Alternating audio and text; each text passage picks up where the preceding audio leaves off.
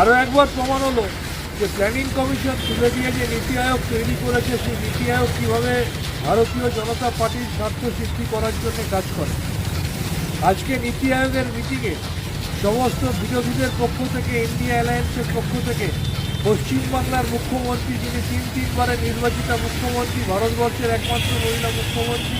7বারের প্রাক্তন সাংসদ এবং 4বারের প্রাক্তন কেন্দ্রীয় মন্ত্রী, সেখানে উপস্থিত থেকে যখন বাংলার প্রতি বঞ্চনার কথা এবং অন্যান্য বিরোধী শাসিত রাজ্যগুলোর প্রতি বাজেটে বিজেপি বঞ্চনার কথা বলা শুরু করে, যখন তিনি বলেন যে বাংলার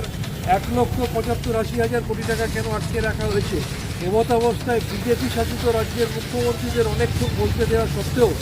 মাননীয় মমতা ব্যানার্জি মাত্র 5 মিনিট বলার পরে অন্যায়ভাবে তার মাইক বন্ধ করে দিয়ে তাকে অপমান করা হয়। এই অপমানের আমরা তীব্র প্রতিবাদ করছি। সেই কারণে আমাদের মুখ্যমন্ত্রী জানিয়েছেন আর কোনোদিনই নীতি আয়োগে তিনি যাবেন না। আরও